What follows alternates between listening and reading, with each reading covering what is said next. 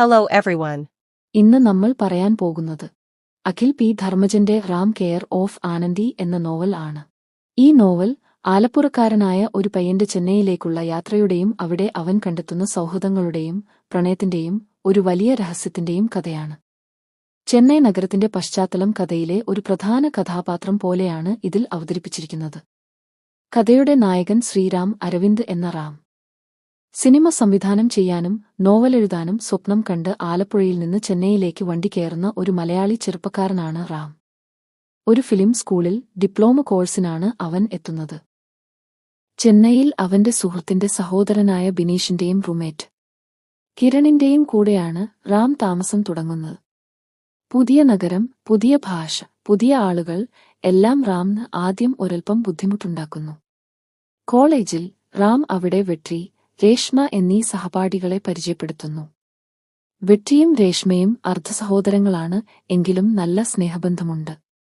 കോളേജിലെ റിസപ്ഷനിസ്റ്റ് ആണ് ആനന്ദി.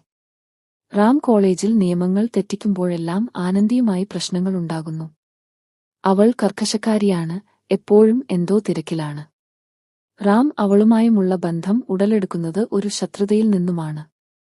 ട്രെയിൻ യാത്രകൾക്കിടയിൽ റാം മല്ലി എന്ന ട്രാൻസ്ജെൻഡർ വ്യക്തിയെ പരിചയപ്പെടുന്നു. തമിഴ്നാട്ടിൽ അരവാണി എന്ന് വിളിക്കപ്പെടുന്നവരുടെ ജീവിതത്തെക്കുറിച്ച് മല്ലിയിലൂടെ റാം മനസ്സിലാക്കുന്നു.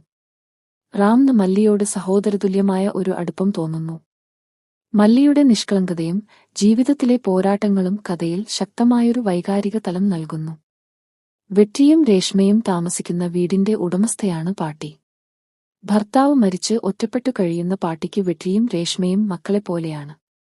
പിന്നീട് റാമും ആനന്ദിയും ഇവരുടെ കുടുംബത്തിന്റെ ഭാഗമാകുന്നു. ആദ്യമൊക്കെ റാമും ആനന്ദിയും തമ്മിൽ ചെറിയ കാര്യങ്ങൾക്കുപോലും ഉടക്കുന്നു. ഒരു ദിവസം പാട്ടിയുടെ വീട്ടിൽ വെച്ചുള്ള അവരുടെ വഴക്കിനിടെ അവിടുത്തെ തേനീച്ചക്കൂട് ഇളകുകയും എല്ലാവർക്കും കുത്തേൽക്കുകയും ചെയ്യുന്ന ഒരു രസകരമായ രംഗമുണ്ട്. എന്നാൽ ഈ വഴക്കുകളും വാഗ്വാദങ്ങളും പതിയെ പരസ്പരമുള്ള ആകർഷണത്തിനും ഇഷ്ടത്തിനും വഴിമാറുന്നു. റാംന് ആനന്ദിയോട് അഗാധമായ പ്രണയം തോന്നുന്നു. അവനും ആനന്ദിയും, വെട്രിയും രേഷ്മയും പാട്ടിയും മല്ലിയും അടങ്ങുന്ന ഒരു കൂട്ടായ്മ രൂപപ്പെടുന്നു. ഈ സൗഹൃദവും സ്നേഹബന്ധവും റാന്റെ ചെന്നൈ ജീവിതത്തിന് പുതിയൊരു അർത്ഥം നൽകുന്നു. റാം ആനന്ദിയുമായുള്ള ബന്ധത്തിൽ കൂടുതൽ മുന്നോട്ടു പോകുമ്പോൾ ആനന്ദിക്ക് ഒരു രഹസ്യ ദൗത്യമുണ്ട് എന്ന് അവൻ മനസ്സിലാക്കുന്നു. അവളുടെ ജീവിതത്തിലെ ഏറ്റവും പ്രധാനപ്പെട്ട ഒരു ലക്ഷ്യം പൂർത്തിയാക്കാൻ വേണ്ടിയാണ് അവൾ പ്രണയത്തിൽ നിന്ന് പോലും അകന്നു നിൽക്കുന്നത്.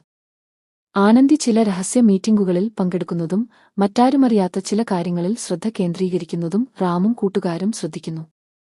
ഇതൊരു തെറ്റിദ്ധാരണ